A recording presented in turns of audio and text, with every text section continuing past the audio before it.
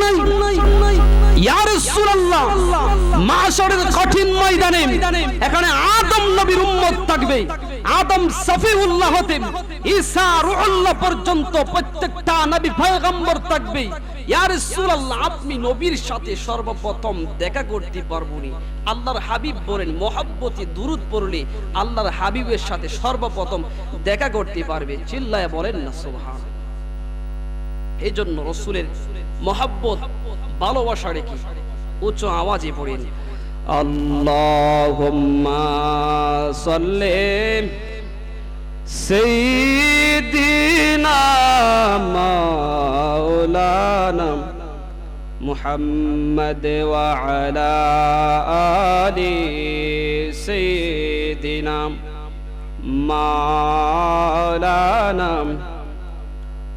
আমার মরণের কতদিন বাকি আমি জানিলাম না গো আল্লাহ, মরণের কতদিন বাকি আমার মরণের কতদিন বাকি আমি জানিলাম না গো আল্লাহ, মরণের কতদিন বাকি। আরে আজরাইল আসিয়া যখন হস্তে দিবা দড়ি, আজরাইল আসিয়া যখন হস্তে দিবা দড়ি, তখন আমার মনাবাই করবালু কালু কি আমি জানিলাম না গো আল্লাহ, মরণের কতদিন বাকি আমার মরণের কতদিন বাকি আমি জানিলাম না গো আল্লাহ, মরণের কতদিন বাকি। লা ইলাহা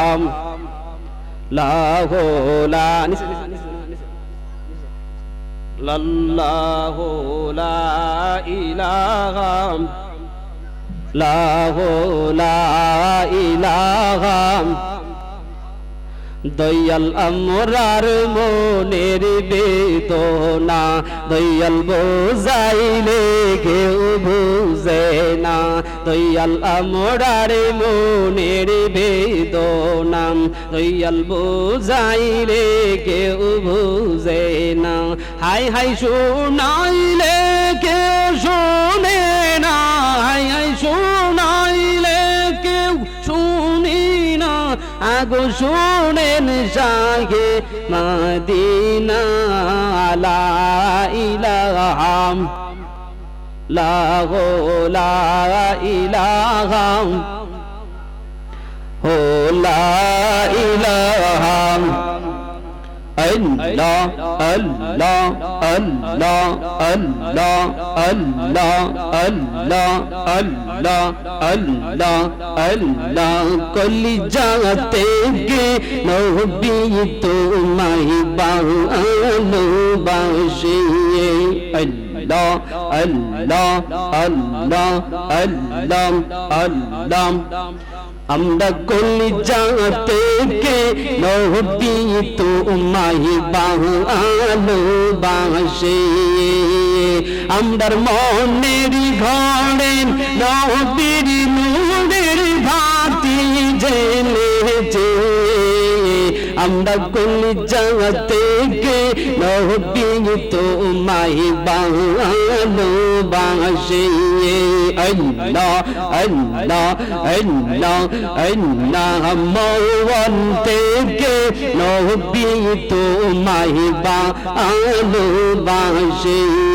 মারহাবা আল্লাহ আল্লাহ আল্লাহ আল্লাহ। কলিজা থেকে নবী তোমায় ভালোবাসে, আল্লাহ আল্লাহ আল্লাহ আল্লাহ তাআলা দেখে বলেন আমার কাছে আসতে বলে গো, হাই হাই আগে চলো নবীর ধলে, আগে চলো ওলির ধলে বলে দিয়েছি আমরা কলিজা থেকে নবী তোমায় ভালোবাসি আল্লাহ আল্লাহ আল্লাহ আল্লাহ আল্লাহ আল্লাহ আল্লাহ আল্লাহ তাআলা দেখে ভোলে আমার কাছে আসতে বলে গো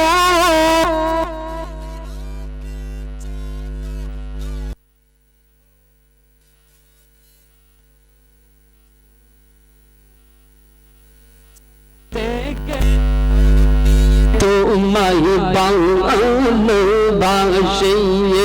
আল্লাহ আল্লাহ আল্লাহ আল্লাহ আল্লাহ আল্লাহ নবীর প্রিয় সাহাবী হযরত আবু বকর সিদ্দিক হায় হায় ভালোবেসে শৈল পাশে যাইয়া দেখো মদিনা মারহাবা আল্লাহ আল্লাহ আল্লাহ আল্লাহ আল্লাহ লা ইলাহা ইল্লাল্লাহু মুহাম্মাদুর রাসূলুল্লাহ সাল্লাল্লাহু আলাইহি ওয়াসাল্লাম। আল্লাহ পাকের দরবারে আজ সানাবই পাঠানবাড়ি যুব সংঘের উদ্যোগে 15তম বার্ষিক সুন্নি মহাসম্মেলনের সম্মানিত সভাপতি ফিরে তরিকত ফিরজাদা সৈয়দ রহমান সিরাজি সাহেব বারাকাল্লাহু ফি হায়াতিহি ওয়া ইলমিহি, সকলে বলেন আমিন। আজকের মাহফিলের সম্মানিত প্রধান অতিথি বাংলাদেশ আঞ্জুমানে খাদিমুল ইসলামের সম্মান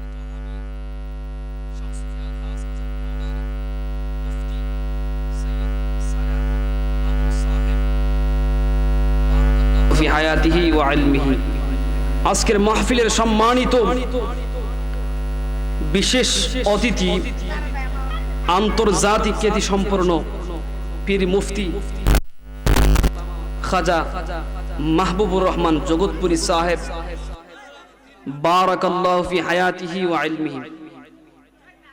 দিগর হযরত উলামায়ে কেরাম, মুরব্বিয়ানে আযম, যুবক ভাইরা, পর্দা থেকে শুনছেন আমার আবেদা সালেহা মা এবং বোনেরা, সকলের খেদমতে আমি গুনাহগারের ঈমানি সালাম, আসসালামু আলাইকুম ওয়া রাহমাতুল্লাহি ওয়া বারাকাতুহু। মানুষের আমরা এই জান্নাতের বাগানে আসতে পেরেছি, বসতে পেরেছি, এই জবান খুলে মালিককে খুশি করার উদ্দেশ্যে জবান ছেড়ে দিয়ে উচ্চ আওয়াজে বলেন আলহামদুলিল্লাহ। মানুষের প্রশংসা করলে মানুষ খুশি হয়, নবীর প্রশংসা করলে নবী খুশি হয়। জিজ্ঞাসা করতে চায় আমার সুন্নি ভাইরা, আল্লাহর প্রশংসা, নবীর প্রশংসা করলে আমার রব্বে কারীম খুশি হয় কি হয় না? হয়। এই জন্য জবান ছেড়ে দিয়ে উচ্চ আওয়াজে বলেন আলহামদুলিল্লাহ। লাখো কোটি দুরুদ ও সালাম আখাই নামদার তাজদারে মদিনা, সুলতানে মদিনা, সরকারে মদিনা, প্রিয় নবীজির খেদমতে আল্লাহ পাক যেন কবুল এবং মঞ্জুর করেন, সকলে বলেন আমিন। সম্মানিত উপস্থিতি, সম্মানিত মুআজ্জাজ মুহতারাম, আমি একটি আয়াতি কারিমা তিলাওয়াত করেছি। আল্লাহ সুবহানাহু ওয়া তাআলা, আপনারা এন কথা হই নাই, কথা হই না। আল্লাহ সুবহানাহু ওয়া তাআলা যতগুলি নিয়ামত দিয়েছেন এর মধ্যে বড় দুইটি নিয়ামত, একটি হচ্ছে নবী মুহাম্মদুর রাসূলুল্লাহ সাল্লাল্লাহু আলাইহি ওয়াসাল্লাম, আরেকটি হচ্ছে পবিত্র আল কোরআন। আপনারা অবশ্যই জানেন কোরআন হচ্ছে মুসলমানদের সংবিধান, কোরআন হচ্ছে মুত্তাকিদের হেদায়েতের গাইডবুক, কোরআন হচ্ছে মুসলমানদের সর্ব বিষয়ের একটি সমাধান করে। কথা বলেন ঠিক কিনা? এজন্য আমি যে আয়াত কারিমা তিলাওয়াত করেছি, এই দেশটা হচ্ছে ওলি আল্লাহর দেশ। কথা বলেন ঠিক কিনা?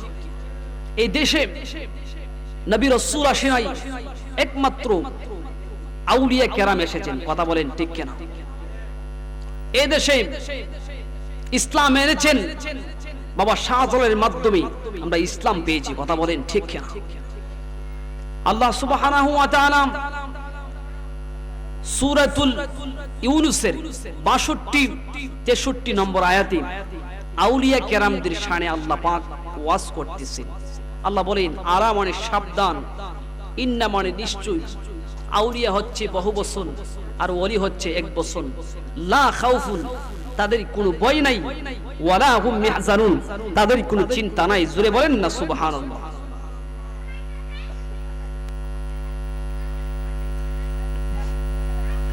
সম্মানিত উপস্থিতি, আমি যে আয়াতে কারিমা তিলাওয়াত করেছি, আয়াতের প্রসঙ্গে কিছু কথা বলে শেষ করে দিই। আল্লাহ বললেন, এ আমার বান্দা, যারা আমার বন্ধু হয়ে গেছে, আল্লাহ নামাজের বেলায় সাবধান বলে নাই, কিন্তু আল্লাহর ওলিদের ব্যাপারে আল্লাহ বলেন আলা মানে সাবধান, ইন্না মানে নিশ্চয়, আউলিয়া হচ্ছেন বহু বছর আর ওলি হচ্ছেন এক বছর। লা খাউফুন, তাদের কোনো ভয় নাই, ওয়ালা হুম ইয়াহজানুন, তাদের চিন্তাও নাই, ফিদ দুনিয়া ওয়াল আখিরাহ, দুনিয়া এবং আখিরাতে তাদের চিন্তা নাই। জোরে বলেন না সুবহানাল্লাহ। এর পরের আয়াতে আল্লাহ বলেন, আল্লাযীনা আমানু ওয়া কানু ইয়াত্তাকুন, ওলি হতে গেলে 2 গুণ লাগে। কয় গুণ? 2 গুণ। এর মধ্যে আল্লাযীনা, যারা আমানু, যারা বিশ্বাস স্থাপন করেছে। কিসের উপর? আমরা মক্তবের মধ্যে পড়েছি, আমানতু বিল্লাহ, আল্লাহর প্রতি ঈমান আনলাম, ওয়া মালাইকাতি, ফেরেশতার প্রতি, ও কুতুবিহি, কিতাব সমূহের প্রতি, ও রাসূলিহি, নবী রাসূলের প্রতি, ওয়াল ইয়াউমিল আখির, আখিরাতের প্রতি, ওয়াল কদরি, আমার তাকদীর, খায়র ভালো ও শাররি মন্দ, এগুলির প্রতি বিশ্বাস করেছি। আপনাদেরকে বলা হয় ঈমানদার। আজকে আমাদের ঈমানদার, আমরা মুখে মুখে ঈমানদার দাবি করি, কিন্তু আমাদের ঈমান 5 টাকা চায়ের কাছে বিক্রি হয়ে যাচ্ছে। কথা বলেন ঠিক কিনা? ঈমানদার দাবি করি আমরা, 500 টাকার কাছে আমাদের ঈমান বিক্রি করে দিচ্ছি। সাহাবীরা ঈমানের জন্য জীবন দিতে রাজি, মা ছাড়তে রাজি, এরপরে ঈমান ছাড়তে রাজি না। কথা বলেন ঠিক কিনা? কিন্তু আমরা 5 টাকার চা, আর আমাদের বিচারের মধ্যে 5 টাকা 500 টাকা পাইলে আমরা বিচার উল্টা উড়াই দিই। কিন্তু কিয়ামতের কঠিন ময়দানে আল্লাহ সুবহানাহু ওয়া তাআলা বলেন, ফামান ইয়ামাল মিসকালা যাররাতিন খায়রান ইয়ারা ওয়া মান ইয়ামাল মিসকালা যাররাতিন শাররান ইয়ারা। যারা পরিমাণ নেক কাজ করলে এটা কবরের মধ্যে আপনি শান্তি পাবেন, ভোগ করবেন। আর যারা পরিমাণ যদি আপনি বদ কাজ করেন, আপনি কবরের মধ্যে অশান্তি ভোগ করবেন। প্রথম নম্বর হচ্ছে আমার প্রাণের বাবা জিরারি, আমার মালিক দিকে বলে বান্দারি, আমি আল্লাহর বান্দা থেকে যারা বন্ধু হইয়া যাই গো, এদের ব্যাপারে আমার আল্লাহ বলেন আলা সাবধান, হরফে তামবি, ইন্না মানে নিশ্চয়। আর আউলিয়া হচ্ছেন বহু বছর, ওলি হোসেন ওলি হচ্ছে এক বছর। লা খাউফুন, তাদের কোনো ভয় নাই, ওয়ালা হুম ইয়াহজানুন, তাদের কোনো চিন্তা নাই। একবার জোরে বলা যাবে কি সুবহানাল্লাহ? এদের দুনিয়া তো চিন্তা নাই, আখিরাতে চিন্তা নাই। এখন আর ওলি হতে গেলে 2 গুণের গুণান্বিত হতে হবে। আমার মালিক দেখে বলে বান্দারে, ওলি হতে গেলে দুই গুণের গুণান্বিত হতে হবে গো। যাদের ভিতরে দুই গুণ থাকবে এরা ওলি হতে পারবে গো। যাদের ভিতরে দুই গুণ থাকবে না এরা ওলি হতে পারে না। কথা বলেন ঠিক কিনা? আমার মালিক ডেকে বলে, বান্দারে, ও বান্দা, জানুনি ওলি যদি হতে চাও, আমার মালিকের বন্ধু যদি হতে চাও, দুইটা গুণের গুণান্বিত হতে হবে। এর মধ্যে প্রথম নম্বর হচ্ছে আপনি ইমানদার হতে হবে।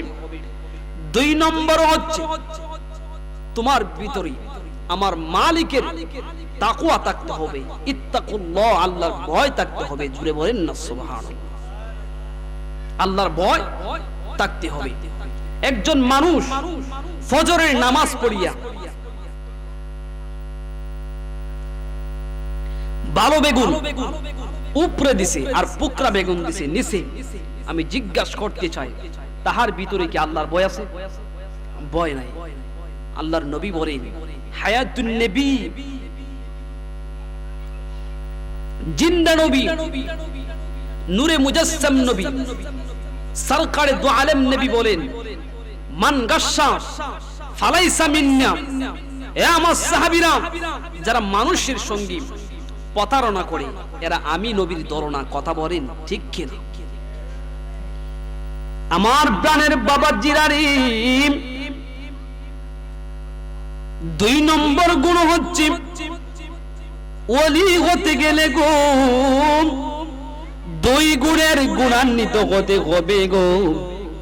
যাদের ভিতরে দুই গুণ আছে গো এরা ওলি হতে পারে, যাদের ভিতরে দুই গুণ নাই এরা ওলি হতে পারে না। এর মধ্যে হলো দুই নম্বর গুণ হচ্ছে গো, দুই নম্বর গুণ হচ্ছে আমি মালিকের প্রতি ভয় থাকতে হবে। আমি আল্লাহর প্রতি, মালিকের প্রতি বেশি তাকওয়া থাকতে হবে। ইত্তাকুল্লাহ, আল্লাহকে ভয় করতে হবে। তাকওয়ার একটা উদাহরণ দেই। হযরত আব্দুল্লাহ ইবনে উমর রাদিয়াল্লাহু তাআলা আনহু, তিনি রওনা দিয়েছে মরুভূমির দেশে। উনি কিছুক্ষণ হাঁটতে হাঁটতে একটা জঙ্গলের ভিতরে গেলেন। গিয়া দেখে রে একজন রাখাল ছাগল চড়াইতেছে, বকরি চড়াইতেছে। আব্দুল্লাহ ইবনে উমর রাদিয়াল্লাহু তাআলা আনহু, উনার দিলের মধ্যে আসলো, কি আসলো গো? উনার দিলের মধ্যে আসলো, আমি ওই রাখালকে পরীক্ষা করব। কি পরীক্ষা করব? তাহার ভিতরে আমার মাওলার কতটুকু তাকওয়া আছে, কতটুকু ভয় আছে। একবার জোরে বলা যাবে কি সুবহানাল্লাহ? কতটুকু ভয় আছে আমি একটু পরীক্ষা করব। হযরত আব্দুল্লাহ ইবনে উমর রাদিয়াল্লাহু তাআলা আনহু, আইরে বাবা রে বাবা, এরা চিল্লাচিল্লির জ্বালা। একটা ঘটনা হইতে গেলে নীরব থাকতো সবকিছু, এরা চিল্লাচিল্লির জ্বালা। আব্দুল্লাহ ইবনে উমর রাদিয়াল্লাহু তাআলা আনহু, উনার দিলের মধ্যে আসলো, আমি ওই রাখালকে পরীক্ষা করব গো। কি পরীক্ষা করবেন? তাহার ভিতরে আমার মাওলার কতটুকু তাকওয়া আছে, কতটুকু ভয় আছে গো, আমি পরীক্ষা করব। যার ভিতরে আমার মালিকের যত বেশি ভয়, তত বড় আল্লাহর বুজুর্গ। একবার জোরে বলা যাবে কি সুবহানাল্লাহ? আব্দুল্লাহ ইবনে উমর রাদিয়াল্লাহু তাআলা আনহু, তিনি কি করলেন? এ ছেলে,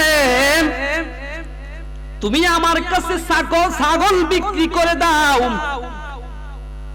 তুমি আমার কাছে ছাগল বিক্রি করে দাও, টাকা পাইবাই মুঠা অঙ্কের টাকা। এই ছেলে তুমি আমার কাছে ছাগল বিক্রি করে দাও। ওই রাখাল ছেলে ডাক দিয়া বলে, হুজুর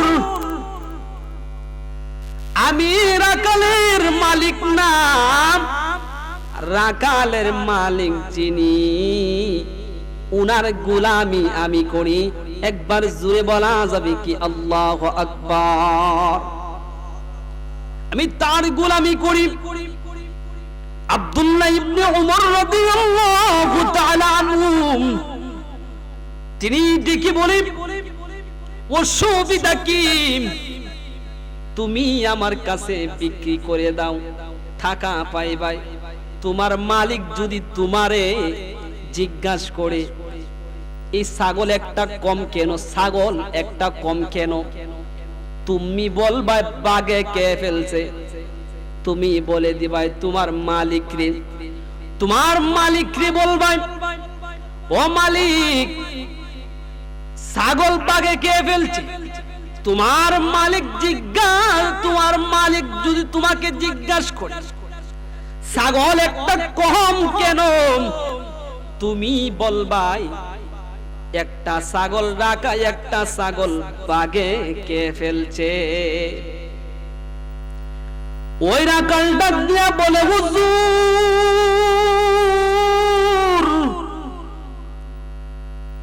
আমার মালিককে যদি আমি বলি রাখাল একটা বাগে কে ফেলছি, আমার মালিক বিশ্বাস করবে। হুজুর আমি যদি একটা ছাগল যদি বিক্রি করে দিই আর আমার মালিককে যদি বলি একটা ছাগল বাঘে কে ফেলছে, আমার মালিক বিশ্বাস করবে। কিন্তু আমার মালিক যিনি মালিকুল আমলাক আলাইসাল্লাহু বিআহকামিল হাকিম, যিনি বিচার দিনের মালিক, ওই মালিকের চোখকে ফাঁকি দেওয়া সম্ভব না। ও আব্দুল্লাহ ইবনে উমর রাদিয়াল্লাহু তাআলা আনহু, আমি যদি আমার মালিককে বলি, ও মালিক আমার ছাগল বাঘে কে ফেলছে, আপনার ছাগল একটা কম কেন, বাঘে কে ফেলছে, কিন্তু আমার মালিক বিশ্বাস করবে। কিন্তু আমার এমন একজন মালিক যেই মালিকের চোখকে ফাঁকি দেওয়া সম্ভব হবে না। একবার জোরে বলা যাবে কি সুবহানাল্লাহ? তাকওয়ার একটা উদাহরণ দিচ্ছি আজকে আমাদের। ইত্তাকুল্লাহ, যাদের ভিতরে আল্লাহর ভয় আছে, যাদের ভিতরে আল্লাহর তাকওয়া আছে, এ কখনো নামাজ ছাড়তে পারে না। কথা বলেন ঠিক কি? নামাজ ছাড়তে পারে না। একজন আল্লাহর ওলি, উনার নাম হচ্ছে হযরত কুতুবউদ্দিন বখতিয়ার। নাম কি? কুতুবউদ্দিন বখতিয়ার হাকি রহমাতুল্লাহি আলাইহি। উনি ঘুমাইছেন দিল্লির জমিনে। কোন জায়গায়? দিল্লির জমিনে। আল্লাহর ওলি হযরত কুতুবউদ্দিন বখতিয়ার হাকি রহমাতুল্লাহি আলাইহি, উনি ঘুমাইছেন দিল্লির জমিনে। দিল্লিতে বেলায়েতের যিনি সম্রাট ছিল গো, তিনি আর কেউ না গো, তিনি হলেন হযরত কুতুবউদ্দিন বখতিয়ার। একবার জোরে বলা যাবে কি সুবহানাল্লাহ? কুতুবউদ্দিন বখতিয়ার খাকি রহমাতুল্লাহি আলাইহি, উনার লক্ষ লক্ষ মুরিদ ছিল, লক্ষ লক্ষ মানুষ উনারে ভালোবাসতো। একবারে মৃত্যুর সন্নিকটে আসিয়া গো, দুনিয়া থেকে বিদায় নেওয়ার কানে গো, একজন মুরিদকে ডাক দিয়া বলেন, ও আমার মুরিদ, আমি দুনিয়ার জমিন থেকে বিদায় নিব, দুনিয়া থেকে পর্দা করব। বলে, হুজুর গো কি করব গো হুজুর? ও আল্লাহর ওলি, কুতুবউদ্দিন বখতিয়ার খাকি রাহমাতুল্লাহি আলাইহি উনি ডাক দিয়া বলেন হুজুর, উনার মুরিদ ডাক দিয়া বলে হুজুর গো কি করব গো হুজুর? কয় আমি যখন বিদায় নিব গো, দুনিয়ার জমিন থেকে যখন বিদায় নিব, যে কোনো মানুষ দিয়ে আমার জানাজার নামাজ পড়ায় না, যে কোনো মানুষ দিয়া আমার জানাজার নামাজ দিও না। একবার জোরে বলা যাবে কি আল্লাহু আকবার? ফারাইজের কিতাবের মধ্যে লেখছে, উলামায়ে কেরাম বলে ফারাইজ এমন একটি কিতাব, তাআল্লামু আল ফারাইদা ওয়া আল্লিমুহা আন-নাসা ফাইন্নাহা নিসফুল ইলমি। ফারাইজের কিতাবের মধ্যে লেখেন এমন একটি কিতাব, তাআল্লামু আল ফারাইদা ওয়া আল্লিমুহা আন-নাসা ফাইন্নাহা নিসফুল ইলমি। এটা সমস্ত জ্ঞানের অর্ধেক। মানুষ যখন মারা যায়, মৃত ব্যক্তির পরিত্যাজ্য সম্পদের সাথে, মৃত ব্যক্তির পরিত্যাজ্য সম্পদের সাথে চারটা হক জড়িত। ক্বালা উলামাউনা তাতাআল্লাকু বিতারকাতিল মাইয়িতি হুকুকুন আরবাআতুন মুরাত্তাবাতান। উলামায়ে কেরাম বলেন, ক্বালা উলামাউনা তাতাআল্লাকু সম্পর্কিত, বিতারকাতিল মাইয়িতি মৃত ব্যক্তির পরিত্যাজ্য সম্পদের সাথে, হুকুকুন হকসমূহ, আরবাআতুন চারটা হক। মানুষ যখন মারা যায়, ওই মৃত ব্যক্তির পরিত্যাজ্য সম্পদের সাথে চারটা হক জড়িত। এর মধ্যে প্রথম হক হচ্ছে আল আউয়ালু ইবদাউ বিতাকফিনিহি ওয়া তাজহিজিহি মিন গায়রি তাবযিরিন ওয়ালা তাখতিরিন। প্রথম নম্বরে হক হচ্ছে ইবদাউ শুরু করা হবে বিতাকফিনিহি কাফন দাফনের মাধ্যমে, ওয়া তাজহিজিহি মিন গায়রি তাবযিরিন ওয়ালা তাখতিরিন মধ্যম পন্থায় কাফন দাফন করা। কি করা? মধ্যম পন্থায়, অপচয় করা যাবে না, কি পনাত করা যাবে, মধ্যম পন্থায় কাফন দাফন করা। দুই নম্বর হচ্ছে আসালিসু তুকদা দুমুনুহু মিন জামি'i মা বাকিয়া মিন মালিহি। দুই নম্বর হক হচ্ছে মৃত ব্যক্তির সম্পদ থেকে তার ঋণ আদায় করা। আমরা তো সিন্নি হয়ে আগে, কিন্তু ঋণ হলো আসল। ফারাইজের কিতাব লেখছে তুকদা দুমুনুহু মিন জামি'i মা বাকিয়া মিন মালিহি, তার ঋণ পরিশোধ করা। ঋণ আবার দুই প্রকার, একটা হচ্ছে দাইনুল্লাহ, আরেকটা হচ্ছে দাইনুল আবদি। একটা হচ্ছে বান্দার হক, আর একটা হচ্ছে আল্লাহর হক। বান্দার হক, আল্লাহর হক। আর আল্লাহর হক হচ্ছে নামাজ, রোজা, হজ। আর বান্দার হক হচ্ছে বিভিন্ন টাকা পয়সা থাকতে পারে অনেকের কাছে, বান্দার হক। আর সালিসু তুনফাজু ওয়াসিয়াতু মিন সুলুসি মা বাকিয়া বা'দাদ দাইন। মৃত ব্যক্তির ওসিয়ত পূরণ করা, ঋণের পরিশোধের পরে তার ওসিয়ত পূরণ করা। ওসিয়তটা হবে মিন সুলুসি, 3 ভাগের 1 ভাগ, ভাগের 1 ভাগ, 3 ভাগের 1 ভাগ তার ওসিয়ত পূরণ করা। আর রাবিউ ইউকসামুল বাকি বাইনা ওয়ারিসি বিল কিতাবি ওয়া সুন্নতি ওয়া ইজমাইল উম্মতি। কুরআন, সুন্নাহ, ইজমায়ের আলোকে মৃত ব্যক্তির পরিত্যাজ্য সম্পদের 4 নম্বর হক হচ্ছে তার সম্পদ মধ্যম পন্থায় কাফন দাফন করা। 2 নম্বর হলো তার ঋণ আদায় করা। 3 নম্বর তার ওসিয়ত পূরণ করা। 4 নম্বর হচ্ছে তার যা সম্পদ থাকে, এটা আসহাবু আল ফারাইজি, ফারাইজের মধ্যে বন্টন করে দেবে। ফায়ুবদাউ বিআসহাবিহি হুমুল্লাযীনা সিহামুন মুকদ্দারুন ফি কিতাবিল্লাহি তাআলা। যাদের মাধ্যমে আপনি সম্পদ বন্টন করে দিবেন, এরা হলো 12 প্রকার। আল আসহাবু আল ফারাইদি লিহাদিহি সিহামি ইসনাইনে আশারা আরবাআতুম মিনার রিজাল আল আবু আল জাদ্দু আল আখুল ইম্মি আয-যাওজু ওয়া সামানুন নিসাই আয-যাওজাতু আল বিনতু আল বিনতু লিবিন। এটা 12 প্রকারের।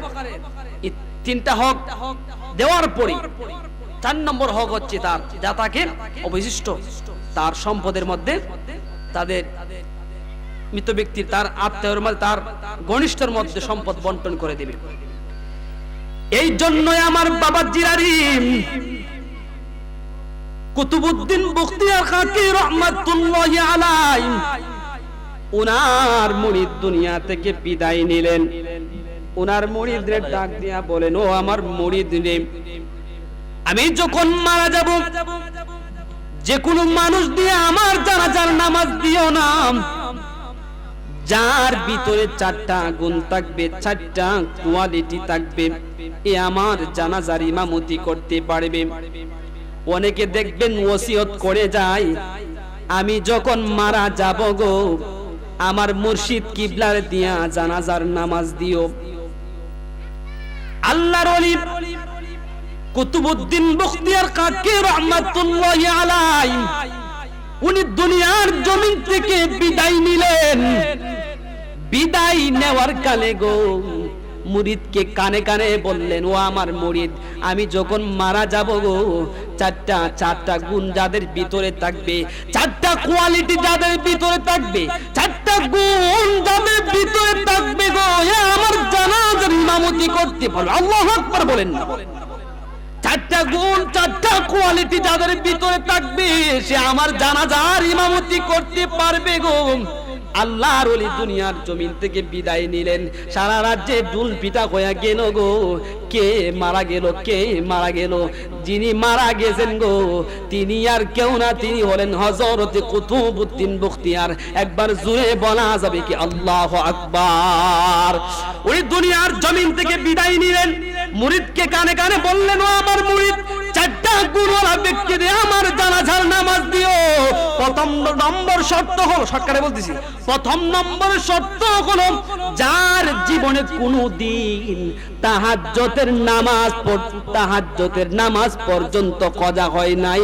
একবার জোরে বলা যাবে কি সুবহানাল্লাহ। তাহাজ্জুদের নামাজ পড়তে কষ্ট হয় কি হয় না? বিশেষ করে ওযু করতে কষ্ট হয়। আল্লাহর নবী দুজাহানের নবী রাহমাতুল লিল আলামিন ডাক দিয়া বলেন, সাহাবীরা রে, 3টি আমলের দ্বারা বান্দার বেশি বেশি গুনাহ আল্লাহ মাফ করে দেয়। জোরে বলেন না সুবহানাল্লাহ। আমার নবী কেমন নবী, উম্মতকে কেমন মহব্বত করতেন। আম্মা জানেরা বলে, জগতের মানুষ, আমার ছেলে মুহাম্মদ পৃথিবীর জমিনে আগমন করলো, আমি মা আমেনার তাকায়া দেখি রে আমার জাদুমণি 2টা টুট মুবারক লড়াইয়া লড়াইয়া কি যেন বলে। একটা সন্তান যখন পৃথিবীর জমিনে ভূমিষ্ঠ হয় ওয়া ওয়া করে কান্না করে, কথা কোন ঠিক কিনা? কিন্তু আম্মা জানা আমেনা বলেন, এই জগতের মানুষ, আমার ছেলে মুহাম্মদ যখন পৃথিবীর জমিনে আগমন করলো, আমি মা আমেনা তাকায়া দেখি আমার জাদুমণি 2টা টুট মুবারক লড়াইয়া লড়াইয়া কি যেন বলে। আমি মা আমেনা তাকায়া দেখি গো আমার জাদুমণি 2টা টুট মুবারক লড়াইয়া লড়াইয়া বলতেছেন, রাব্বি হাবিলি উম্মতি বলতেছেন। একবার জোরে বলা যাবে কি সুবহানাল্লাহ। আমার নূরের নবী রাহমাতুল লিল আলামিন বলে, সাহাবীরা রে, 3টি আমলের দ্বারা বান্দার বেশি বেশি আমার আল্লাহ গুনাহ maaf করে দেয়। জোরে বলেন না সুবহানাল্লাহ। 3টি আমলের দ্বারা বান্দার বেশি বেশি গুনাহ maaf করে দেন। প্রথম নম্বর হলো শীতের দিনের ওযু। শীতের দিনে ওযু করতে কষ্ট হয়। আল্লাহর নবী বলে গো, শীতের দিনের ওযু দ্বারা আমার আল্লাহ বান্দার বেশি বেশি গুনাহ maaf করে দেয়। একবার জোরে বলা যাবে কি সুবহানাল্লাহ। 2 নম্বর হচ্ছে গরমের দিনের রোজা। শেষ করে দিচ্ছি। 2 নম্বর হচ্ছে গরমের দিনে রোজা। গরমের দিনে রোজা রাখতে বড় কষ্ট, কিন্তু অনেক মানুষ রোজা ছাড়ে না। কয় আমি আমার যদি মরণ হয় এরপরও আমি রোজা ছাড়বো না। এটাই বোঝা যায় তাহার ভিতরে আল্লাহর তাকওয়া আছে, ইত্তাকুল্লাহ, আল্লাহর ভয় আছে। দুই নম্বর হচ্ছে গরমের দিনের রোজা দ্বারা আমার আল্লাহ বান্দার বেশি বেশি গুনাহ মাফ করে দেয়।